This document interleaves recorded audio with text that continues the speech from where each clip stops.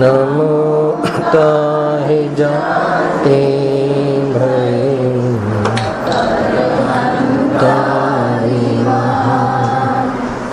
करी मंगल करियो करन को कान जाते मिले समाज सब पावे निज पद राम जे निज भाव सदा सुख निज नो करो प्रकाश जे बहुविधि भव दुख तणी करे छे सत्यानाश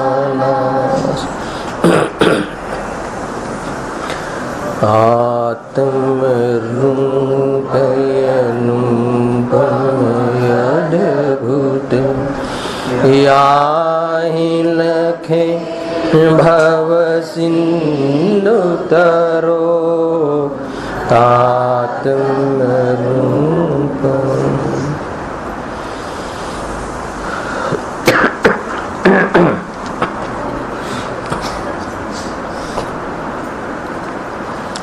आज श्री मोक्ष मार्ग प्रकाशक ग्रंथ से त्रीजा अधिकार आज अंतिम चरण से एनी चर्चा अपने आज करीशू। पेज नंबर से 76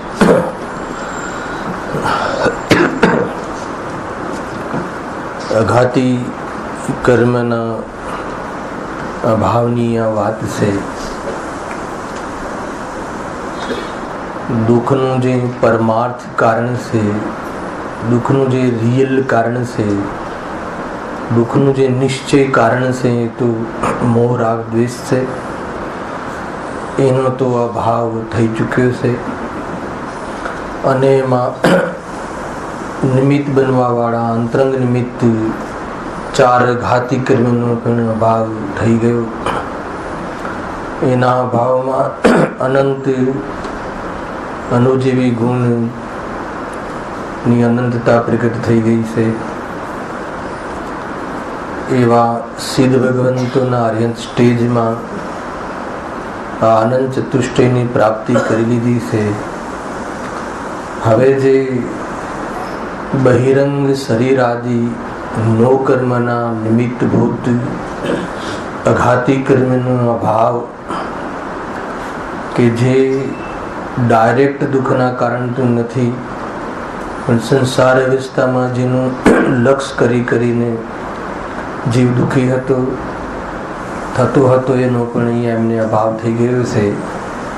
तेथी एक मात्र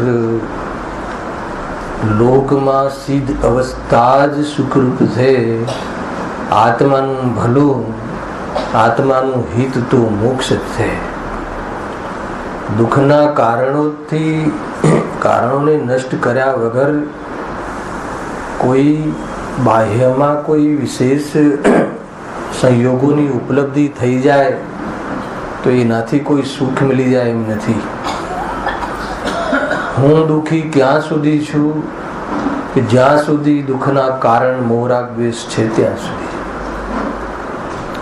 एम न कहूं कि हूँ दुखी क्या सुधी छू कि शरीर में रोग रहे त्या सुधी। एम न कहूं हूँ दुखी क्या सुधी छू कि ज्या सुधी गरीबी छे त्या सुधी। एम न कहूं शैलेषभाई ख्याल आवे कि नहीं। हूँ दुखी क्या सुधी छू कि ज्या सुधी स्वर्ग में ना जाऊं त्या सुधी दुखी छू। एम न कहूं शू कहूं कोई रीते है ने बहारनी अवस्था ने मुख्य करीने वात ज न करी। बहार में जे होय ते हो एनी साथे दुख ने क्या संबंध है।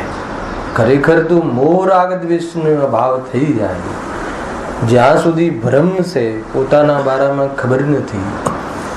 आज परमात्मा प्रकाश में हतुं ने परमार्थ स्वरूप न जाणवाना कारणे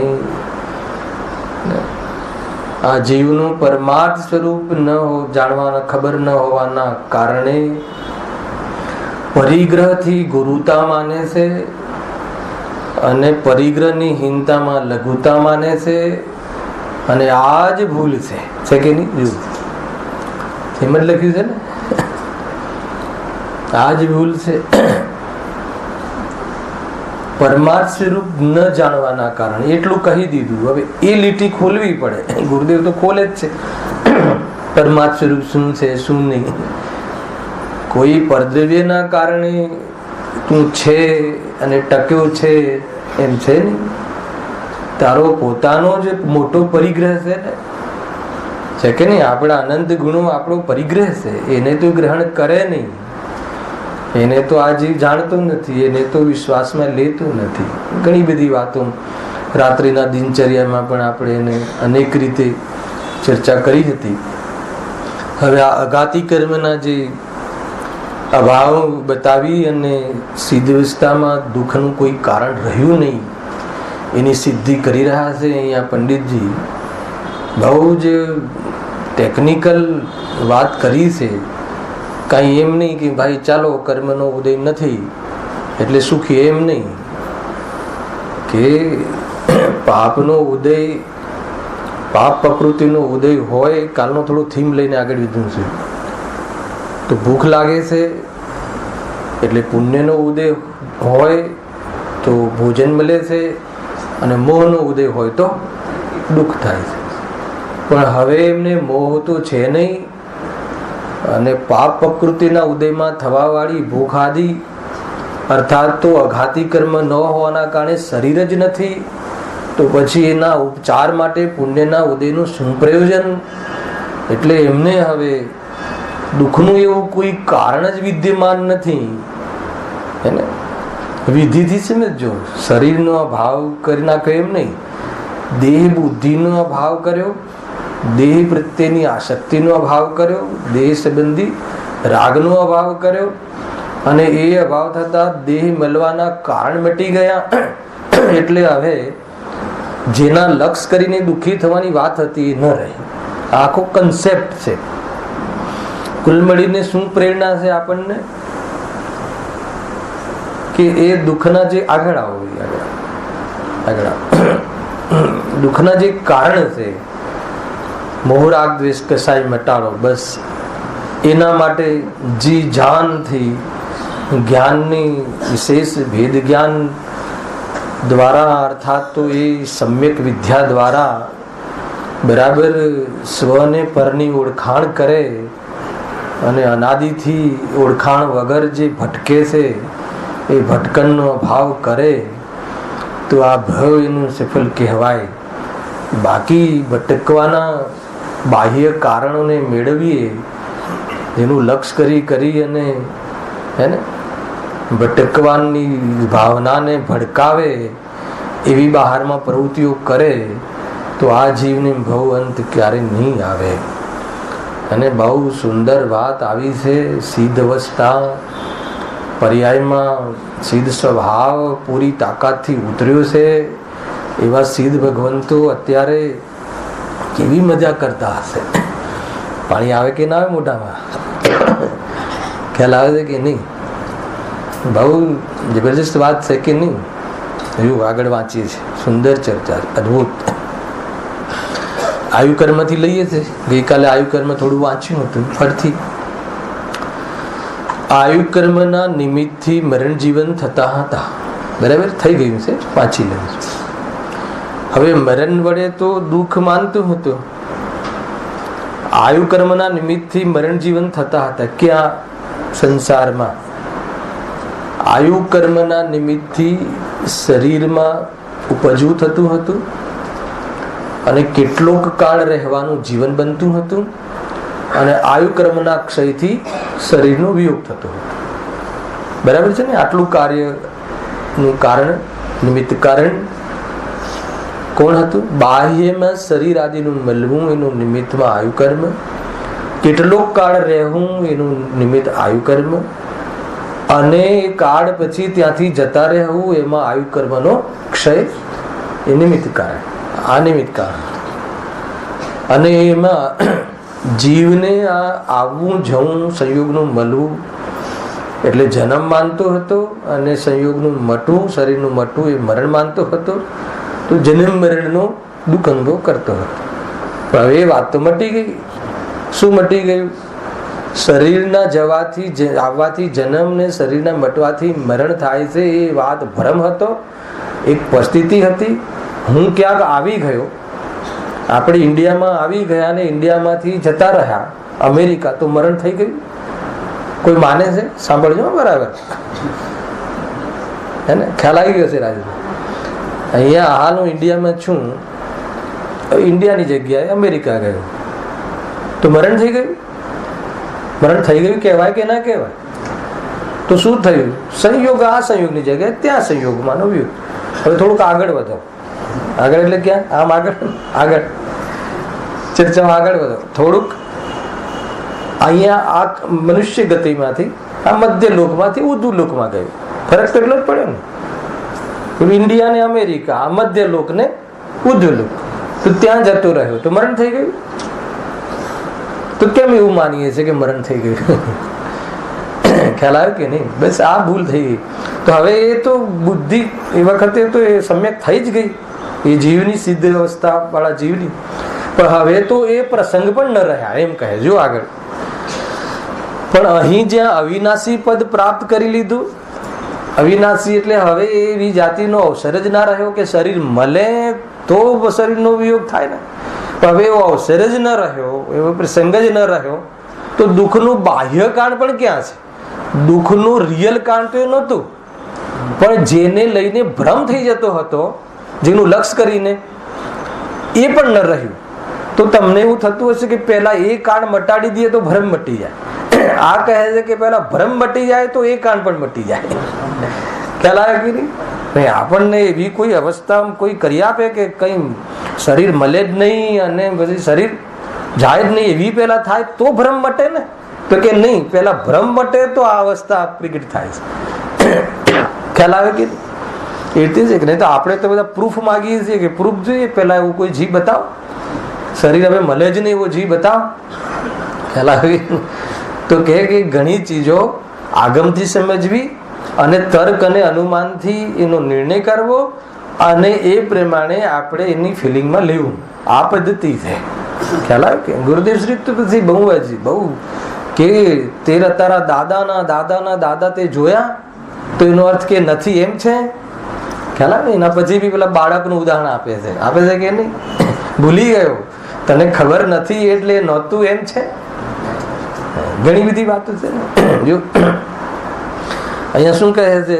આયુ કર્મના નિમિત્તથી મરણ જીવન થતા હતા. હવે મરણ વડે તો દુઃખ માનતો હતો, એના વડે દુઃખ માનતો હતો. પણ અહીં જ્યાં, અહીં એટલે ક્યાં?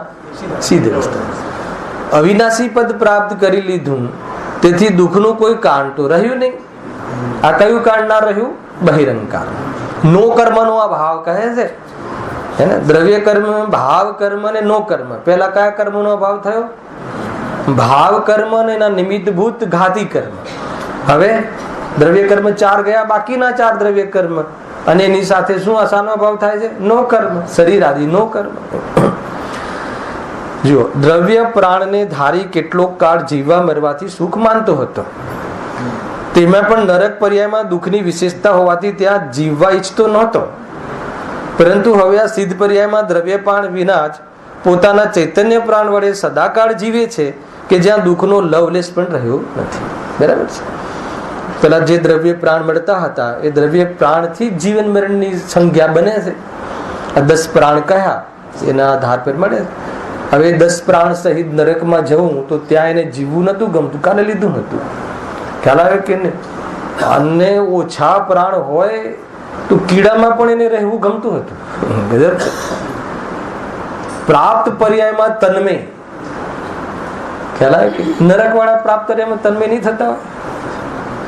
ખ્યાલ આવે કે નહીં? એ પર્યાયમાં તન્મય, આ પર્યાય નહીં બીજી પર્યાય એ બી તન્મયતા છે. કોઈ વિશેષ પર્યાયમાં તન્મય. નીચેની જે એના નરક સિવાય કોઈ બી પર્યાયમાં તમે પૂછો, કીડા મકોડાને તમે મારવા જાઓ, હે ને, તો એ કહેશે કે એનું જીવન બચાવવા પ્રયાસ કરશે. એટલું તુચ્છ જીવન. મનુષ્ય જીવન બચાવવા જઈએ તો બરાબર છે, પણ કીડી મકોડા જેવું જીવન તો કે નહીં, એ જે એની પર્યાય મળીને જે પર્યાય મળે એમાં તન્મય થઈ જાય. ખ્યાલ આવે? બહારમાં જે ધારાવીમાં જન્મે તો એ ઝૂંપડામાં તન્મય થઈ જાય. ઝૂંપડું મારું થઈ જાય છે કે નહીં? તન્મય. એમાં સુખ માને છે કે નહીં? એને પોતાનું માને છે કે નહીં? અને એને બહારમાં વિયોગ થાય તો એને દુઃખ થાય છે કે નહીં? કે બંગલાનો જ વિયોગ થવાથી દુઃખ થાય, ઝૂંપડાના વિયોગ થવાથી દુઃખ ના થાય? ઝૂંપડાના વિયોગથી દુઃખ થાય છે કે બંગલાના વિયોગથી કે મોહથી? મૂળ વાત પર આવી જજો. એમ વાત એ નથી કે બંગલાનો વિયોગ કે ઝૂંપડાનો વિયોગ. વાત એ છે કે પર પદાર્થમાં એકત્વ માન્યું હતું એટલે દુઃખી. હવે તો એ બી નહીં, બુદ્ધિ બી બરાબર છે, મોહ પણ નહીં, રાગ પણ નહીં, અને બહારમાં એવા કારણોનો પણ ભાવ થઈ ગયો છે. અને જે વાસ્તવમાં એના ચૈતન્ય પ્રાણ વડે સદાકાળ જીવે છે એવી જે બુદ્ધિ દ્રષ્ટિ થઈ હતી, અને એવું ચૈતન્ય સ્વરૂપ પર્યાયમાં અશરીરી, જ્ઞાન શરીરી, ચેતના શરીરી આત્મા સિદ્ધ અવસ્થા પ્રગટ થઈ ગઈ છે. ક્યાંથી દુઃખ થાય? શું નક્કી કરાવવું છે? કે એકમાત્ર સિદ્ધ અવસ્થામાં જ, એકમાત્ર સિદ્ધ અવસ્થાને પ્રાપ્ત કરીએ તો જ દુઃખ મટે. કયું એવું કાર્ય કરીએ કે જેથી દુઃખ મટે? કયું કાર્ય કરીએ? બોલો. સિદ્ધ અવસ્થા, આ કાર્ય સિદ્ધ બનવાનું કાર્ય કરી. ડોક્ટર બનીએ તો દુઃખ દૂર થાય, ખ્યાલ આવે કે નહીં? કે કોઈ મોટી કંપનીમાં એમડી બનીએ તો દુઃખ દૂર થાય. કયું પદમાં દુઃખ દૂર થાય? બતાવો સંતિ, બતાવો. મોટી કંપનીમાં કોઈ મેનેજિંગ ડિરેક્ટર, કોઈ ડાયરેક્ટર, કોઈ મેનેજર, કોઈ લેવલની પોસ્ટ મળે તો સુખ દુઃખ દૂર થાય કે નહીં? તો અહીંયા કહે છે કે નહીં, એકમાત્ર આ પદ એને સિદ્ધ પદને પ્રાપ્ત કર, એ સિવાય તને દુઃખથી છુટકારો નથી, તું દુઃખથી મુક્ત નહીં થાય. અને આપણે પ્રયાસ કયા કરીએ અને સલાહ કેવી આપીએ? દીકરા દીકરીને સલાહ શાની આપે છે? દુશ્મન છીએ કે મિત્ર છીએ? આપણે આપણા દીકરાને એ લાઈન ખોલી આપીએ અને કે આ કરે જ છૂટકો, સમાજમાં આને જ પૂછે છે અને આ જ પ્રેસ્ટિજિયસ છે અને આ જ હોય તો કઈ વગ વધે. વાત એની નથી, એ બધી કર્મોને હવાલો છે. અરે તીર્થંકરનો જીવ માતાની એને ગર્ભમાં જ સ્વરૂપમાં લીનતા અને સુખની પરિણતિ સહિત આવે છે. બહારમાં કયો પ્રયાસ કરે છે એ જીવ? સૌથી વધારે યશ પ્રકૃતિનો ઉદય કોને છે? ખ્યાલ? શું પ્રયાસ કર્યો?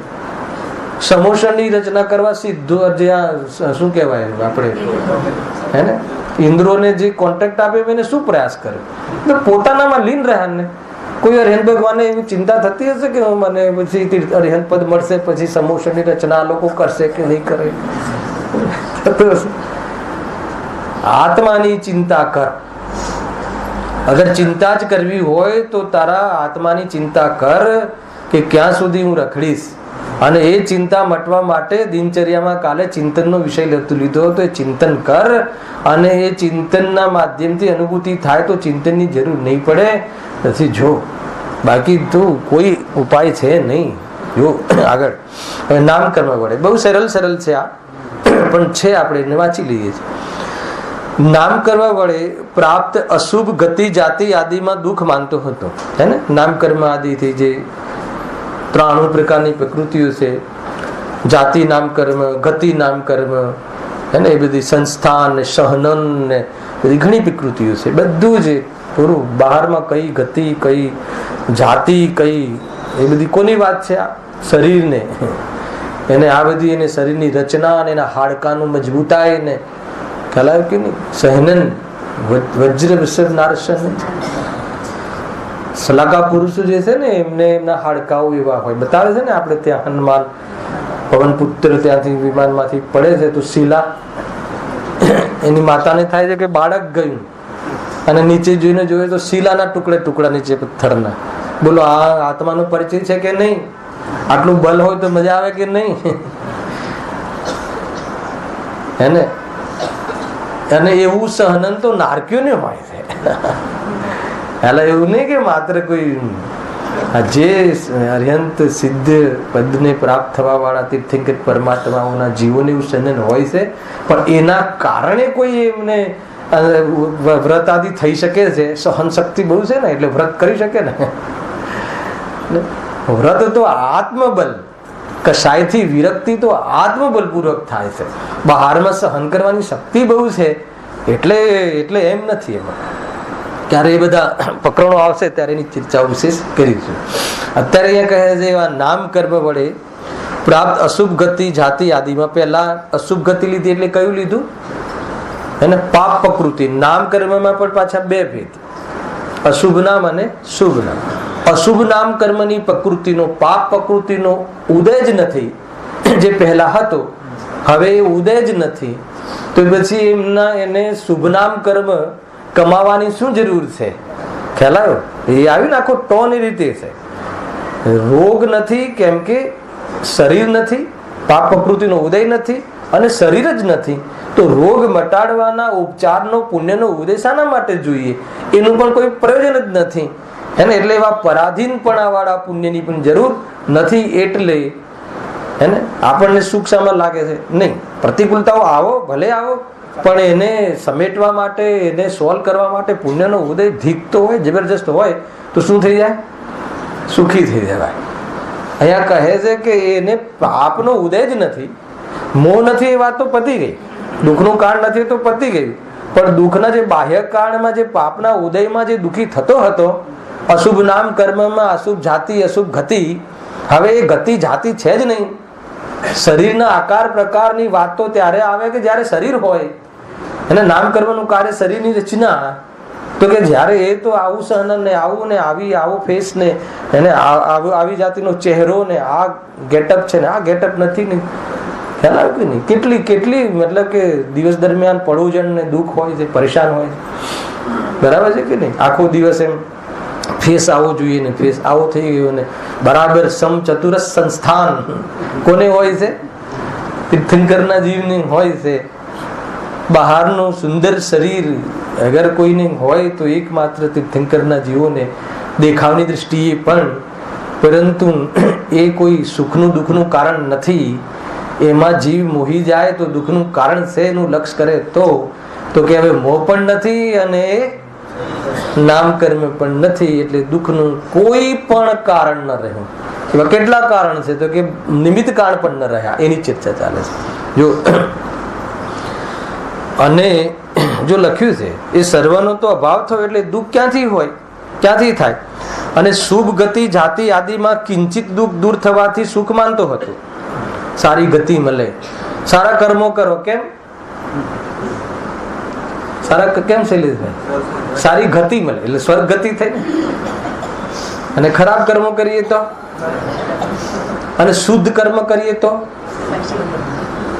શુભ ભાવથી સારી ગતિ, અશુભ ભાવથી દુર્ગતિ, અને શુદ્ધ ભાવથી પંચમ ગતિ.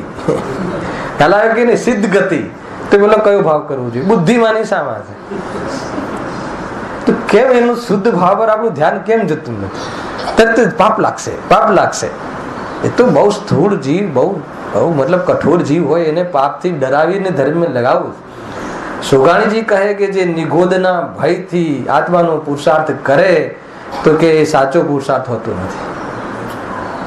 ખ્યાલ? અહીંયા તો મારું સ્વરૂપ આવું છે, નિગોદ આદિ મારું સ્વરૂપ નથી. એ અનુસાર જો પુરુષાર્થ કરે તો આત્માના દર્શન થાય છે. નિગોદમાં જવાશે, નિગોદમાં એ તો બહુ કઠોર જીવ હોય છે, જેને કઈ મતલબ કે એટલી અંદરમાં કઠોરતા હોય છે, તો એને પાપના ભય બતાવીને પણ ધર્મ માર્ગમાં લગાવવાની એક સામાન્ય પદ્ધતિ છે. ખ્યાલ આવ્યો કે નહીં? નહીં તો પાપથી ભયમાં એ પુણ્યની રુચિ કેળવશે, છેલ્લે ફસાશે. અને પુણ્યની રુચિમાં છેલ્લે એના ફલમાં પાપ કરશે. એટલે બસ એ પટ્ટીઓ બાંધશે, પાપ કરશે, પાછો ધોશે, પાછો પાપ કરશે, ધોશે. આ ભાવ ક્યારે કરશે? એ થાય છે ને. થોડું પાપ કરે આમ 24 મતલબ કે આખા વર્ષમાં, ને થોડું 10 લક્ષણ પર્વ ને અષ્ટાનિકાઓમાં થોડું પુણ્ય કમાઈ લઈએ એટલે વળી પાછું ચાલે. ચાલે તો એ રીતે ચાલ્યા કરે છે જીવનું. આ સંસાર ચલાવવો છે એને તો કહે છે કે સંસાર ચલાવવાની ટ્રીક છે ને, અને એનાથી બહુ દુઃખી થઈ જઈશ. એટલા માટે ગુરુદેવશ્રીએ પુણ્ય ઉપર બરાબર ધુલાઈ કરી, હે ને. કેમ કે અધિકાંશ જીવો ધર્મ માર્ગમાં આવીને પુણ્યમાં છેતરાઈ જાય છે ભાઈ, ભૂલ ત્યાં પડી જાય. જો હવે શુભ ગતિ જાતિ આદિમાં કિંચિત દુઃખ દૂર થવાથી સુખ માનતો હતો. સુખ હતું કે માનતો હતો? માનવાથી સુખ થઈ જાય. સૂર્યને ચંદ્ર માનીએ તો શું ચંદ્ર થઈ જાય? એ માનવું અલગ વાત છે ને હોવું અલગ વાત છે. તો કે સુખ માનતો હતો પણ હતું નહીં. અને કેવી પ્રકારનું હતું એ આપણે બહુ વાર ચર્ચા કરી આવ્યા, હે ને. એ વખતે કશાય મંદ હોય, સ્વર્ગમાં ઘણી કશાય મંદ હોય છે, એટલે કશાય મંતાના અનુસાર દુઃખ ઘણું ઓછું હોય છે. ખ્યાલ આવ્યો કે નહીં? બસ એટલી વાત હતી ત્યાં. પરંતુ કોઈ દુઃખનો અભાવ તો નથી, હે ને. દુઃખનો અભાવ જ વાસ્તવમાં નિરાકુરતા સુખ છે. હવે એ વિના પણ સર્વ દુઃખનો નાશ તથા સર્વ સુખનો પ્રકાશ હોવાથી તેનું પણ કાંઈ પ્રયોજન રહ્યું નથી. હવે એનું શું પ્રયોજન છે? સિદ્ધ ભગવાનને હવે કઈ ગતિ મેળવી જોઈએ? એમને ગતિ જ નથી. હવે ગતિ મળવાના કારણ જ નથી. ખ્યાલ આવ્યો કે નહીં? આપણા ભગવાન પાછા આવતા જ નથી, હે ને. પાછા આવે જે ભગવાન બની જાય અહીંયા આવે જ નહીં. રાકેશભાઈ અવતાર લે કે ના લે ભગવાન? અવતારની વાત જૂઠી છે. કોઈ મહાપુરુષો અવતાર લે એ વાત જુદી છે, પણ ભગવાન અવતાર લે એ વાત જુદી નથી. ભગવાન બનાય છે, ભગવાન વાસ્તવમાં જન્મતા નથી. જન્મથી સ્વભાવ દરેક જીવનો ભગવાન સ્વરૂપ સ્વભાવ છે, પણ પર્યાયમાં ભગવાન પણ તો વાસ્તવમાં પુરુષાર્થથી પ્રગટ થાય છે. લોકમાં તો ભગવાન આવ્યા નહીં. હવે બહુ પાપ વધી ગયા છે એટલે ભગવાન આવ્યા. તો પાપ આવી ગયા ભગવાન આવીને શું કરશે? આપણે ભગવાન કહે છે કે પાપથી રહિત આત્મા છે. ભગવાન આત્મા પાપથી રહિત છે અને પાપ પુણ્યના ઉદયથી રહિત છે. તો પાપ અને પાપ પુણ્યના હૃદયોમાં દ્રષ્ટિ છોડવાની વાત છે. માર્ગ આ છે ભાઈ. આપણે લોકો હજી ત્યાં છે પાપ પુણ્ય થોડો ઉદય સારો આવે ને, થોડી બહારમાં અનુકૂળતા પુણ્યના ઉદયમાં ધર્મ થાય કે પાપના ઉદયમાં? કે પાપના ઉદયમાં ધર્મ થાય કે પુણ્યના ઉદયમાં? હે ને શરીર સારું હોય તો ધર્મ થાય કે શરીરમાં રોગ હોય તો ધર્મ થાય? આપણને એવું લાગે છે ને. જો હું તમને થોડો ખુલાસો કરું એટલે તરત જ આપણો ટોન બદલાય છે. ને શરીર સાજું રહે, શરીરમાં રોગ ના હોય, હે ને. આના ઘણા જવાબો હું દિનચર્યામાં આપીશ. હવે એક જ લેસન બાકી છે આપણે મેઇન છેલ્લું. પણ આપણને એવું થાય છે ને બહારમાં, મતલબ કે આજીવિકા સ્થાયી હોય તો આપણે શાંતિથી મંદિરમાં આવી શકીએ, તમારા દરેક પ્રવચનોમાં આવી શકીએ. એકાદ પ્રવચન જયેશભાઈ અહીંયા વધારી દે તો પણ એટેન્ડ કરીએ, કોઈ પ્રોબ્લેમ નહીં. પરંતુ કેટલી તકલીફો હોય, નોકરી કરવી પડતી હોય, ધંધામાં લોસ જતો હોય તો ત્યાં ધ્યાન આપવું પડે. તો કેવી રીતે ધર્મ થાય? આ પ્રશ્ન છે કે નહીં? અહીંયા કહે છે કે એવી પરિસ્થિતિઓમાં જ ધર્મ કામમાં આવે. આ કહે છે કે એવી પરિસ્થિતિઓ ના હોય તો ધર્મ થાય. કેટલો ફરક!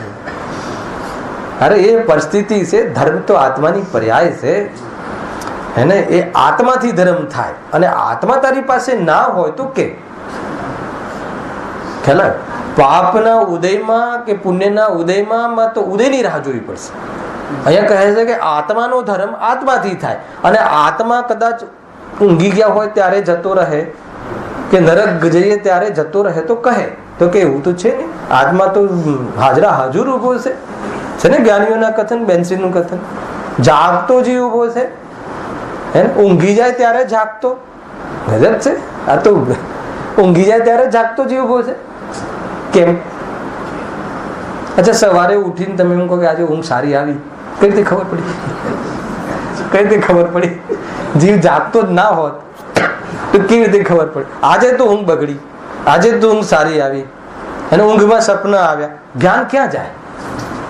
હે ને, ક્યાં જાય? મતલબ પર્યાયમાં કોઈ શિથિલતા આવે તો સ્વભાવ ક્યાં જાય? સમજમાં એનો સ્વભાવ ન છોડે. આ વાત સમજવા જેવી છે ભાઈ. એમ કહે છે. જો હવે ગોત્ર કર્મના નિમિત્તથી નીચ કુળ પામતા દુઃખ માનતો હતો અને તથા ઊંચ કુળ પામતા સુખ માનતો હતો. પણ અહીં નીચ કુળનો અભાવ થવાથી દુઃખનું કારણ રહ્યું નહીં, તથા ઉચ્ચ કુળ વિના પણ ત્રૈલોક્ય પૂજ્ય ઉચ્ચ પદને પામે છે. શું વાત કરી જો! ત્રિલોક પૂજ્ય પર્યાયમાં પણ ઉચ્ચ પદ અને ક્ષેત્રમાં પણ ઉચ્ચ પદ લોકાગ્રે વિરાજમાન થઈ જાય છે. આ ચોથા પ્રકારના કર્મના ભાવની વાત થઈ અને અહીંયા એ જીવ સિદ્ધ અવસ્થાને પ્રાપ્ત થઈ જાય છે. 4 અઘાતી કર્મો અને એ અઘાતી કર્મોના અભાવમાં જે પ્રતિજીવી ગુણો પ્રગટ થઈ જાય છે, અર્થાત તો આત્માના તમામ ગુણો પણ પરિપૂર્ણ શુદ્ધ પ્રગટ થઈ જાય છે.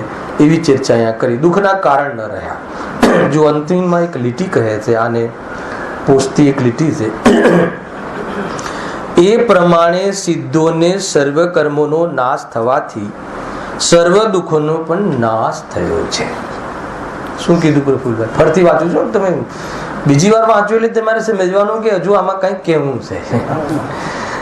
એ પ્રમાણે સિદ્ધોને, એ પ્રમાણે એટલે આગળની બધી પ્રોસેસ બતાવી દુઃખના કારણો માટે. સર્વ કર્મોનો નાશ થવાથી 8 મૂલ અને પેટા 148 જેટલી બી હોય બધી પ્રકૃતિઓનો અભાવ થઈ ગયો છે, તો સર્વ દુઃખોનો પણ નાશ થયો. તો કર્મના નાશ થવાથી દુઃખનો નાશ થયો છે. બતાવો તો શું કેવું છે પંડિત? કર્મના નાશ થવાથી દુઃખ મટ્યું છે, એની સિદ્ધિ થઈ છે. આ વાત ખ્યાલમાં? ફરીથી બોલું છું. કર્મના નાશ થવાથી દુઃખ મટી ગયું છે એવી સિદ્ધિ થઈ છે. કર્મના અભાવથી સુખી થયો છે એમ નહીં, સિદ્ધિ થઈ, સાબિત થયું. એટલે નિમિત્ત જે છે એ શું છે? વ્યવહાર એ શું છે? નિશ્ચયનો પ્રતિપાદક છે. નિમિત્તથી ઉપાદાનનું જ્ઞાન કરાવવામાં આવે છે. નિમિત્તથી કાર્ય થતું નથી. ખ્યાલ આવે? નિમિત્ત તો પ્રેરણા મળે છે. નિમિત્તથી તો ઉપાદાનને આપણને જ્ઞાન કરાવવાનું કાર્ય થાય છે. માનો કે કોઈ જીવ, તમને એનું લોજિકથી બતાવું, ન્યાયથી, આપણી દ્રષ્ટિએ, લૌકિક દ્રષ્ટિએ કોઈ જીવ બહુ સુખી છે, એ શું જોઈને કહો છો? ખ્યાલ? શું જોઈને કહો છો ભાઈ? કોઈ જીવ બહુ સુખી છે તો બહારની જે મિલકત આદિ જોઈને, તો મિલકતથી સુખી છે. પણ બાહ્યમાં, અચ્છા, દુઃખી કેવી રીતે? મિલકત ના હોય તો દુઃખી, જોઈએ છે તો બહારથી ને. અને સુખ દુઃખ તો સંબંધ તો જીવની પર્યાયથી છે. પણ બહારની પોઝિશન જોઈને, અંદરનું પેકિંગ જોઈને માલનો નિર્ણય કરીએ હે ને. અને આ આદત હોવાના કારણે હે ને વેપારના લોભી જીવોએ પેકિંગ સારું બનાવવાનું ચાલુ કરી દીધું, માલ ગમે તેવું હોય. શું કહે? આપણે બધા શાનાથી આકર્ષણ છે? પેકિંગ. અને આ પ્રોડક્ટનું જે મતલબ કોઈ કુકર કે કોઈ ચીજ લઈ આવીએ, કોઈ બી, તેનું પેકિંગ જોરદાર હોય તો કે અંદર પ્રોડક્ટ બી જોરદાર હશે. ખ્યાલ આવે કે નહીં? બહારનું પેકિંગ જોઈને અનુમાન કરવામાં આવે છે. બહારની મતલબ કે એ જે બધા શાકભાજીનું બહારની ચીજ જોઈ અને અંદરનું આપણે એની ચીજ નક્કી કરીએ અનુમાનથી. તો કહે છે નિમિત્ત છે એ વાસ્તવમાં એનું જ્ઞાન કરાવે છે આપણને. આ કર્મ નથી એટલે એ સુખી છે. કારણ કે કર્મ વખતે આવી પોઝિશનો હતી અને મોહથી દુઃખી થતું હોય, તો દુઃખના કારણ રહ્યા નહીં. આમાં એમ કહેવું છે. જો અંતિમ વાત, હવે આ 2 પેરેગ્રાફમાં બહુ સુંદર વાત છે આ અધિકારની. દુઃખનું લક્ષણ તો આકુળતા છે. ફરીથી વાત લઈ આવ્યા. હવે શું કામ લઈ આવ્યા? કેમ કે આ અધિકાર જે મોક્ષ, સુખ અને એનો ઉપાય, એની શરૂઆતમાં શું કહ્યું હતું? આ અધિકાર શું કામ મૂક્યો હતો?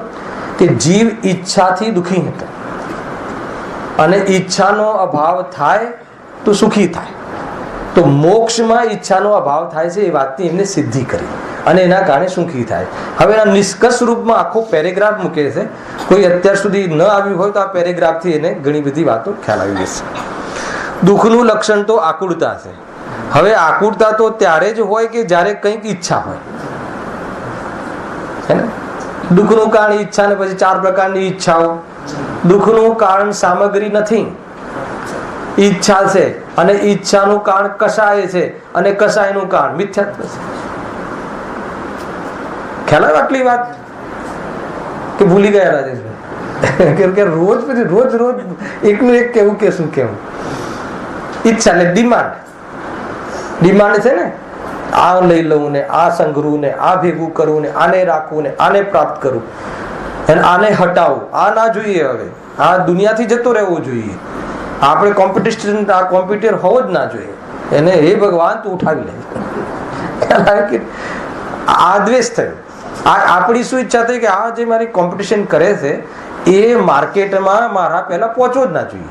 અરે ક્યારે ના પહોંચવું જોઈએ, હોવો જ ના જોઈએ. તો આવી ઈચ્છા થઈ ને. આવી ઈચ્છા કેમ થઈ?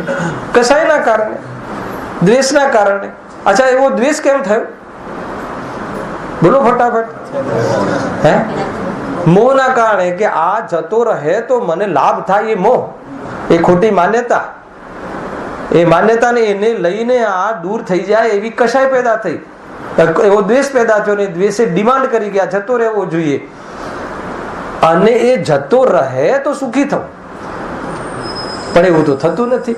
કદાચિત યોગાનું યોગ શું કહ્યું, એનું આયુ પૂરું થઈ ગયું હોય ને, એનું જવાનું થયું તો આખી માર્કેટ તમારા હાથમાં આવી જાય છે કે આપણે જતા રહીએ છીએ. કોઈ જગ્યાએ આપણે જે માનીએ છીએ, આપણી બુદ્ધિથી સત્ય માનીએ છીએ, પૂરેપૂરું અસત્ય. ખ્યાલ? એટલે ઈચ્છાનો અભાવ, આકુળતા ઈચ્છાથી થાય છે, અને ઈચ્છા કશાયથી થાય છે. કશાય મિથ્યાત્વથી થાય છે, અને મિથ્યાત્વ પોતાના આત્માના સ્વભાવને ન જાણવાથી થાય છે. કોઈ બી જગ્યાથી શરૂ કરો પણ શુદ્ધાત્મા સુધી આવી જાઓ. ખ્યાલ આવે કે નહીં? તો કાર્ય થશે. આશ્રય કરવા લાયક તો એક જ સ્થાન છે, અને એ સ્થાન કેટલું દૂર છે?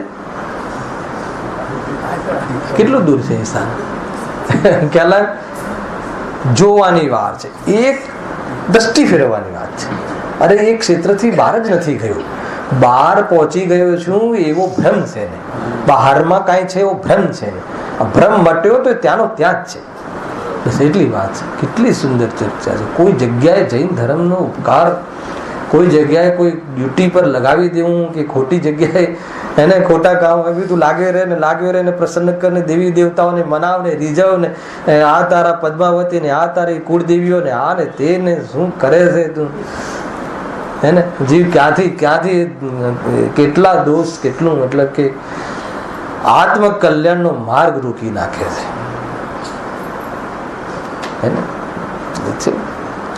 કેમ યાદ આવે છે કે પેલું શનિવારના ક્લાસમાં કુળદેવીનો પ્રશ્ન આવે તો કોઈ બેને કરે તો ખ્યાલ નથી.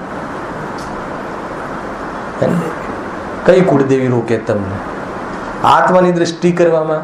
હવે સિદ્ધ ભગવાનને કઈ કુળદેવી ત્યાં જશે ઉપસર્ગ કરવા? ઉપસર્ગ તો શરીર પર હતું, શરીર તો રહ્યું ને. અને ઉપસર્ગ થવા છતાં પણ જીવ મજામાં રહી શકે છે એવી દશા તો એમને મુનિ અવસ્થામાં પ્રકટ કરી લીધી. અને ઉપસર્ગ તો એ તો કથન વ્યવહારનું, ખરેખર તો કોઈ દ્રવ્ય કોઈના ઉપર ઉપસર્ગ કરે એ વ્યવસ્થા જ નથી. શરીર કપાય કે મટે કે બળે તો એ એની પરિણતિ છે. એમાં કોઈ નિમિત્ત હોય તો હોય, અને એને એ પ્રમાણે થવાથી આત્માને કઈ અસર થતી નથી. આત્મા એટલે હું તો કઈ વાતનું ભય છે, કઈ વાતની તને ચિંતા છે, કઈ વાતનું કે તને દુઃખ છે. અને દુઃખ વાસ્તવમાં છે જ નહીં. જીવ કાલ્પનિક દુઃખ છે, બધા ભ્રમથી દુઃખ માને. બરાબર છે કે નહીં? જીવને જો કેવું છે, જેને દુનિયામાં દુઃખ કહે છે ને, એવા દુઃખમાં પણ જીવ વધારે વ્યથિત નથી થતો, પણ કાલ્પનિક દુઃખમાં વધારે દુઃખી થાય છે. હમણાં અમારે ત્યાં થયું હતું ને, ત્યાં તીન મૂર્તિમાં પ્રવચન ભાઈએ કર્યું હતું. દૂસરે છે કાલ્પનિક દુઃખ. ખ્યાલ? માની લો કે બહુ સરસ ઉદાહરણ આપ્યું હતું ભાઈએ, કે આપણા જે વાળ છે આ કાળા છે, ના ધોળા થઈ ગયા, તો એ કયું દુઃખનું કારણ છે? એમાં દુઃખનું કારણ શું છે બતાવો. એમાં કોઈ હાર્ટ ફેલ થઈ ગયું હોય, એમાં વાલમાં હોલ પડી ગયું હોય, એમાં મતલબ કે કોઈ શરીરની અંદર દુઃખના કારણો તો જનરલી આ છે ને, કે ભાઈ નળી બ્લોક થઈ જાય, કે કબજિયાત રહે, કે કોઈ પ્રોબ્લેમ હોય. વાળ ધોળા થઈ જાય એમાં કયું દુઃખનું કારણ છે? ખ્યાલ? એ તો કાલ્પનિક, એ તો દુઃખ પણ નથી. એમાં તો દુઃખને સુખ દુઃખને આમાં 9મા અધિકારમાં પહેલું જ પેરેગ્રાફ આ છે. દુઃખ સુખ સાથે સંબંધ નથી. એ પર્યાયો એવી અવસ્થાઓનો તો એને કઈ વાંધો જ નથી. પણ આ તો અહીંયા કહે છે કે અજ્ઞાનની તો એ ચરમસીમા છે કે એમાં પણ કલ્પના કરી કરીને દુઃખી થાય છે.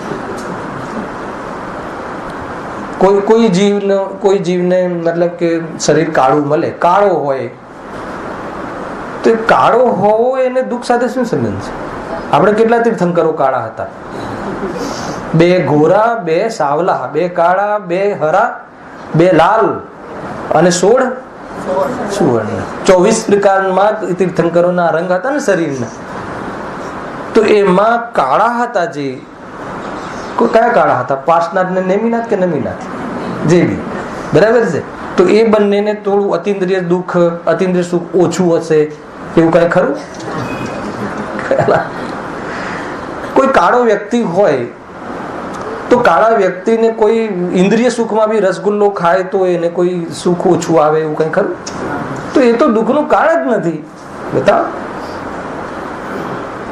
એ બધા કલ્પનાઓમાં જે દુઃખી થાય છે, કે જેને દુઃખનું કારણ દુનિયામાં પણ કહે છે, એ તો એ કારણ જ નથી. સમજમાં આવે છે કે નહીં ભાઈ? ન આકાર દુઃખનું કારણ છે. 500 ધનુષનો દેહ હોય કે 7 ફૂટનો હોય કે દુબળો પતલો હોય કે હેલ્ધી હોય, એની સાથે શરીર હું નથી એમ માનવાનો જે આ તો વ્યવસાય છે ધર્મ માર્ગમાં, તો શરીરને લઈને તું સુખ દુઃખની કલ્પનાઓ ક્યાંથી કરે છે?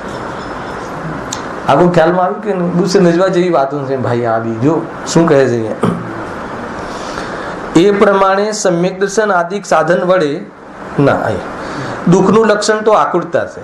હવે આકુરતા તો ત્યારે જ હોય કે જ્યારે કંઈક ઈચ્છા હોય અને ઈચ્છાના કારણોનો સર્વથા અભાવ હોવાથી તેઓ સર્વ દુઃખ રહિત નિરાકુળ અનંત સુખને અનુભવે છે. કોણ? કે શરૂઆત આ લઈને કરી હતી ને, કેટલી મતલબ લેખન શૈલી બી પ્રબળ છે રાકેશભાઈ. એમને વાત અહીંયાથી ઉઠાવી કે ઈચ્છાઓથી દુઃખી હતો, પણ હવે એમને ઈચ્છા તો દુઃખનું લક્ષણ આકુરતા છે. અને આકુરતા તો ત્યારે જ હોય કે જીવને ઈચ્છા હોય. હવે એમને તો સર્વ ઈચ્છાઓનો સર્વથા અભાવ હોવાથી તે સર્વ દુઃખથી રહિત નિરાકુળ અનંત સુખને અનુભવે છે. કારણ કે નિરાકુળપણું એ જ સુખનું લક્ષણ છે. સુખનું લક્ષણ શું છે? જ્યાં નિરાકુળતા ન મળે, આકુળતા રહે, તો ત્યાં એ નિર્ણય કરવો જરૂરી છે કે આ અવસ્થામાં સુખ નથી. આ શું થઈ ગયું? સિદ્ધાંત, ફોર્મ્યુલા મળી ગઈ. હું સુખી છું કે દુઃખી છું એ બી નિર્ણય કરવો જરૂરી છે. હવે તો હેલા કે નહીં? પેલા આપણે આભાસ માની, આભાસમાં સુખનો આભાસ મતલબ થઈ જાય, દુઃખમાં પણ સુખનો આભાસ. તો પછી એક આપણને થર્મોમીટર આપી દીધું. જો તને આકુરતા રહે, તને બદલવાની ઈચ્છા થાય, તને બેચેની રહે, તને એને ઓર બીજી કંઈ મેળવવાની ઈચ્છા થાય, તો સમજી લેવાનું કે એ આકુરતા છે. તે આકુરતા હોય, આકુરતા ના હોય તો શું કામ ચેન્જ કરે? અચ્છા, ચેન્જ કરે એનો અર્થ એ થઈ ગયો કે પહેલા એ ફર્નિચરમાં સુખ નહોતું, તો પહેલા શું હતું? ભ્રમ હતો. તો કે હવે શું છે? તો કે ભ્રમ જ છે. તો શું કરવું? તો કે ભેદ જ્ઞાન. એક જ એના ઉપર જ લઈ આવવાનું છે જીવને. ખ્યાલ આવે? બહુ સુંદર છે કે નહીં? આખી થીમ છે ભાઈ, બહુ જબરજસ્ત છે. જો એ પ્રમાણે સમ્યક દર્શન આદિ સાધન વડે સિદ્ધ પદ પામતા સર્વ દુઃખોનો અભાવ થાય છે. શું કહ્યું? સમ્યક દર્શન આદિ સાધન વડે સિદ્ધ પદ પામતા સર્વ દુઃખનો અભાવ થાય છે અને સર્વ સુખ પ્રગટ થાય છે. સંસારમાં દુઃખ છે અને સંસારમાં સર્વથા દુઃખ છે, અને સમ્યક દર્શન આદિ વડે એનો અભાવ થાય છે. એ વાત અહીંયા કયો હતો અધિકારનું નામ? સંસારમાં દુઃખ. બીજો અધિકારનું નામ શું હતું? સંસાર અવસ્થા. ત્રીજા અધિકારનું નામ સંસારમાં દરેક અવસ્થામાં દુઃખ. હવે ચોથો અધિકાર આપણે પ્રારંભ કરવાનો છે. એમાં શું? એ દુઃખના કારણ. દુઃખના કારણો અહીંયા કીધા, પરંતુ એનું ઓર જે ખુલાસાબંધ જે ચર્ચા આવે છે કે આટલી સુંદર ચર્ચા મેં ક્યાંય નથી વાંચી. એટલી સુંદર ચર્ચા ચોથા અધિકારમાં. તમને એમ લાગશે પાછા દુઃખના કારણો માટે, પણ એ દુઃખના કારણો જે રીતે એમને ત્યાં નિરૂપણ કર્યું છે અને જે તર્ક અને સાત તત્વ સંબંધી ભૂલ ત્યાં ખોલી છે, કે જે આપણું એક ચેપ્ટર હતું ને 7 તત્વ સંબંધી ભૂલ શનિવારના રાતનું, એ ચેપ્ટર આપણે અહીંયા સવારમાં થઈ જશે ચોથા અધિકારમાં. હવે અંતમાં બહુ સુંદર વાત પંડિતજી કરે છે, આશીર્વચન જેને કહે છે, અને આપણી સાથે કમિટમેન્ટ લે છે. એમાં આટલી બધી ચર્ચા કરી તો બધી કમિટમેન્ટ તો આપણે આપવું પડે કે ના આપવું પડે, હે ને? શું કમિટમેન્ટ છે? જો બહુ સુંદર વાંચો છું. અહીં ઉપદેશ કરીએ છીએ કે હે ભવ્ય, ગજબ છે સંબોધન પણ, હે ભવ્ય, હે ભાઈ, હે ને? એમ કહ્યું, હે આતંકવાદી, હે દુષ્ટ, એમ કહ્યું, હે સંસારી. જો તમે અહીંયા એવો ભેદ જ ના કર્યો. અને એ સભામાં તો બધા હોય છે, તિર્યંચે હોય છે, રાક્ષસ બી આવે, શું પ્રોબ્લેમ છે? પણ કેવું કેવું સુંદર. અરે એ સભામાં આવી ગયો, હે ને? કઈ સભામાં? જીનમેર ભગવાનની વિતરાગતાની કોલેજમાં આવી ગયું. સર્વજ્ઞતા અને વિતરાગતા બે વસ્તુ છે. એ કોલેજમાં આવી ગયું. એ કેવી રીતે કોઈ આતંકવાદી હોઈ શકે? એ ભવ્ય છે એમ કહ્યું. જો એ લખ્યું, અહીં ઉપદેશ કહીએ છીએ કે હે ભવ્ય, હે ભાઈ, બે સંબોધન આપ્યું. ભવ્ય નો અર્થ શું થાય ખબર છે કોઈ? ભવ્ય, ભવ્ય ને કહે છે કે જે સમ્યક દર્શન જ્ઞાન ચારિત્ર અર્થાત તો મોક્ષ પામવાની ક્ષમતા રાખે છે, એને ભવ્ય કહે છે. જેની પર્યાયમાં મોક્ષ જવાની ક્ષમતા છે, ભલે અત્યારે ક્યાં પડ્યો હોય? નિગોદમાં. ખ્યાલ? પણ એની પાસે મોક્ષ જવાની યોગ્યતા નિગોદમાં ભલે નથી, પણ એવી યોગ્યતા એને છે કે એમાંથી નીકળીને મોક્ષ જશે. હાલ ભલે મોક્ષમાં નથી. સમજમાં આવે છે કે એવા અનંત તીર્થંકરો, ભાવિ તીર્થંકરો અત્યારે નિગોદમાં બિરાજમાન છે. કારણ કે જે પણ તીર્થંકરો બન્યા એ આવ્યા ક્યાંથી? તો એનું ભૂતકાળ તો નિગોદ છે કે નહીં? તો એવા હજુ અનંત થવાના છે, તો અત્યારે ત્યાં હશે કે નહીં? કયા જીવ પર દ્વેષ કરવો? કોને તુચ્છ સમજવું? એની નિગોદની વર્તમાન પર્યાય જોઈને તુચ્છ સમજવું? અહીંયા કોઈ વર્તમાનમાં કોઈનું જ્ઞાન ઓછું હોય તો તુચ્છ સમજવું? અરે આપણી આ ગુરુદેવશ્રીની આ સાચી સર્વજ્ઞ ભગવાનની ધારા સ્વીકાર ના કરતો હોય એના પર દ્વેષ કરવો? કોના પર કરવો? સાક્ષાત ઋષભદેવ ભગવાનના સમોષણમાં વિરોધ કર્યો. શાનો વિરોધ કર્યો? આ તત્વનો, ક્રમબદ્ધ પર્યાયનો. ન માની. તમારી ક્રમબદ્ધ પર્યાય તમારી પાસે, તમે પહેલા ને હું 24માં, હું પણ તમારી સાથે થઈને બતાવું છું. બહાર નીકળી ગયા. કયા સિદ્ધાંતમાં એમને મતલબ ના બેઠો બતાવો? ક્રમબદ્ધ પર્યાય. અને અત્યારે આપણે ક્રમબદ્ધ પર્યાય જે હે ને ગુરુદેવશ્રી આપણને ખોલીને બતાવી, સાંભળજો, મારે એ બતાવવું છે કે જે ક્રમબદ્ધ પર્યાયને નથી માનતા હાલ વર્તમાનમાં, એને આપણે શું કહીએ છીએ? ખ્યાલ આવે કે? અચ્છા, ગુરુદેવશ્રી શું કહે છે? હે, ભૂલેલો ભગવાન એમ નથી બોલતા. ભૂલેલો છે પણ ભગવાન છે. જરા ભજન ભૂલેલો છે તો ભગવાન છે. આખો ટોન ખ્યાલ? તો ભૂલેલો ભગવાન છે એમ નહીં. ખ્યાલ? હું બોલું છું એમ. અને આપણને શું આવે? ગુરુદેવને માનતો નથી, બહાર કાઢો, આનું તો કલ્યાણ જ નહીં થાય. અને આપણા મુનિરાજ એમના પર ઉપસર્ગ કરવા વાળા શ્રેણિક રાજાને કહે છે કે તારું અવિનાશી કલ્યાણ. આખી વાત ને જુઓ, જૈન ધર્મની ઉદારતા અને તત્વ જ્ઞાન અને દ્રવ્ય સ્વભાવ એ બધા સમાન છે. આજે તો બહુ આવ્યું પરમાત્મા પ્રકાશમાં. સિદ્ધ અવસ્થાએ જોઈએ તો બધા સમાન છે. સિદ્ધોને કેમ મતલબ કે દુઃખી નથી? કેમ કે બધાને સિદ્ધ સમાન જોવે છે. સિદ્ધ સમાન હે અભવ્ય જીવનો પણ સ્વભાવ તો સિદ્ધ સમાન છે. તો અહીંયા તો શું વાત આવી? હે ભવ્ય, સાંભળજો. હે ભાઈ, તને સંસારના જે દુઃખો બતાવ્યા તેનો અનુભવ તને થાય છે કે નહીં? હવે બોલાવડાવે છે.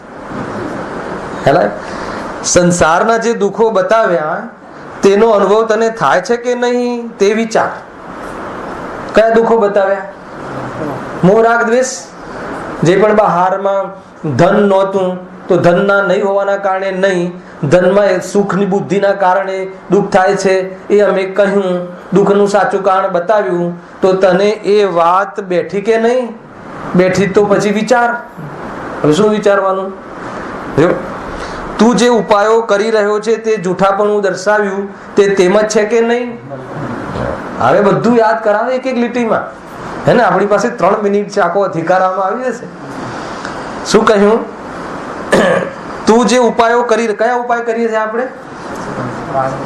હે ને, કશાય થઈ, લોભ થયો તો બીજામાં કોઈ ચીજમાં લાભ લાગ્યો, અને લોભ થયો તો બધી વસ્તુ સંગ્રહ કરવાનો અને કાયમી રાખવાનો, એ ઉપાયો કર્યા, પણ એકે વસ્તુ રહી નહીં.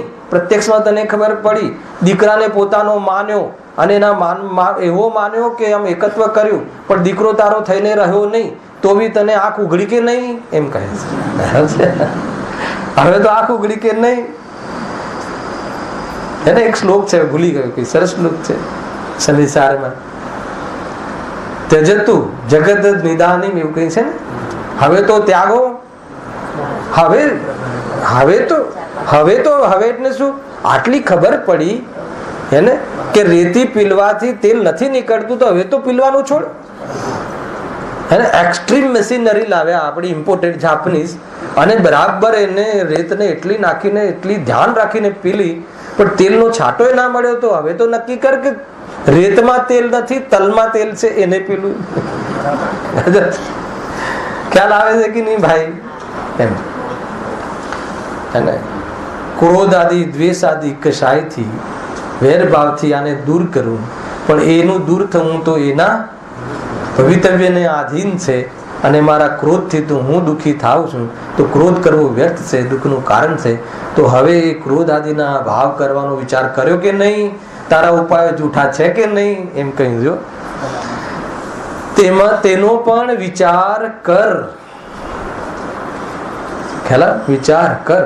ખરેખર ઈમાનદારીથી કોઈ જે વિચારે ને કે જે હું કરી રહ્યો છું ઠીક છે કે નહીં, તો એકવાર તો એની આત્માથી વાત નીકળે કે નહીં ઠીક નથી, પણ એ વાત નીકળે એના પર એનું ધ્યાન નથી જતું. મોહ એવો એના પર અંજે નાખે ઠીક છે, એનું એને ગૌણ કરે. આપણને બધાને આ બધી ખબર છે, નથી ખબર? દેહ આપણું થતું નથી, કોઈ આપણું થતું નથી, કોઈ આખું બીજાનું કરી શકતું નથી, બધી ખબર છે. પણ એ સંબંધી આપણે આંખ આડા કાન કેમ કરીએ છીએ? જે આવ્યું છે એ જવાનું જ છે. આ પ્રક્રિયામાં કોઈ પરમેનન્ટ છે જ નહીં. જેવા કર્મો કરે એવું ફળ આવે છે, એમાં બીજા કોઈનો દોષ છે નહીં. આ બધી ખબર નથી, તો પણ આપણે એ વસ્તુ સમજી અને એકત્વ બુદ્ધિ પર નિમિત્તોથી દ્રષ્ટિ હટાવતા કેમ નથી? તો કે હવે વિચાર કર, કઈ વાંધો નહીં. આજ સુધી ન માન્યું તો જૈન ધર્મની પાસે હે ને હાલ તૈયાર હોય તો માફ કરવાની જગ્યા છે, અને હાલ તૈયાર ના હોય તો માફની કોઈ વાત નથી. સમજમાં આવ્યું કે નહીં? ગજબ છે. જો ઉપર કહ્યા પ્રમાણે જ તને પ્રતીતિ આવતી હોય તો સંસારથી છૂટી સિદ્ધ રસ્તા પામવાના અમે જે ઉપાય કહીએ છીએ તે કર. શું કહ્યું? જો ઉપર કહ્યા પ્રમાણે હમણાં કહ્યું એ તને પ્રતીતિ આવતી હોય, એટલે વિશ્વાસ આવતો હોય, વાત બેઠતી હોય, તો સંસારથી છૂટી સિદ્ધ અવસ્થા પામવાના અમે જે ઉપાય કહીએ છીએ. સિદ્ધ અવસ્થા પામવાનો ઉપાય બતાવે ને. હવે હમણાં વેદ કર્મ એક એક કર્મના ભાવની કીર્તિ તે કર. પછી શું લખ્યું છે ભવેનભાઈ? વિલંબ ન કર. નહીં, કાલે જોશું, અને થોડુંક સેટ થઈ જવા દો, પછી જોશું તો કે એ બધી તું બાના નહીં કાઢ. હે ને, એમાં તારી રુચિની ખોટ છે. હે ને, જે બાના કાઢે હે ને, રુચિમાં વાયદા ના હોય. વાયદો કરે તો સમજવાનું રુચિ નથી. આનું ઉદાહરણ તો ઘણી વાર આપું. આપણે દીકરીનું ક્યાંય પૂછાવડાયું હોય, એમ કહે કે હજુ છોકરાને ભણવાની વાર છે, અને 2 વર્ષ પછી જરા એ શું કહે છે જોશું, તો શું સમજી લેવાનું? 2 વર્ષ રાહ નહીં જોવાની, સમજી લેવાનું. ના પાડે છે. ખ્યાલ આવે કે? તો એ છે આ. તો કે વિલંબ નહીં કર. આ તો કોને ના પાડવાની છે? આ તો કહે છે કે તું મતલબ કે સુખી થવા નથી માંગતો, હે ને? નાના સુખી થવું છે તો હવે તું વિલંબ નહીં કર, આળસ નહીં કર, પ્રમાદ નહીં કર. ઘણી બધી વાતો છે. ફરીથી ચોથા અધિકારના પહેલા થોડું લેવું તો લેશું. આ તો સિર્ફ વાંચી લીધું છે મેં. ખ્યાલ આવે? પછી શું કર? વિલંબ ન કર તો શું થશે? એ ઉપાય કરતા તારું જ કલ્યાણ થશે. હવે નેક્સ્ટ આપણે શનિ રવિ ચોથો અધિકાર ચાલુ કરીશું. એના પહેલા 2 ટોપિક લેવાનો મારો વિકલ્પ છે. આને થોડુંક ફરીથી સ્મરણ લેશું, કેમ કે આશીર્વચન છે, અંદરમાં જગાડવામાં નિમિત્ત બનવા વાળી આ લેંગ્વેજ છે, એને આપણે લેશું.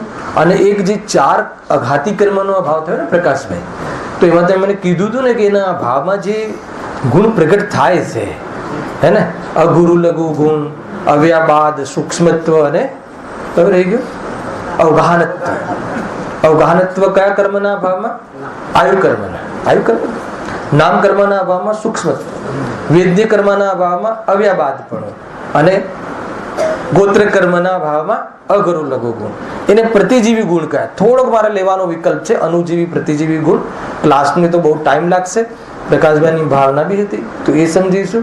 અને એને લઈને આપણે જે 4 સિદ્ધવિસ્તામાં બાકીના 4 ગુણનું શું સ્વરૂપ છે એની ચર્ચા આપણે કરીશું. સહજાનંદી શુદ્ધ સ્વરૂપી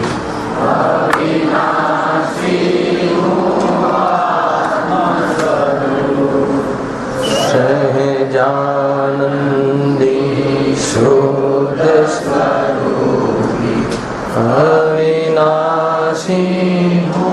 આત્મ સ્વરૂપ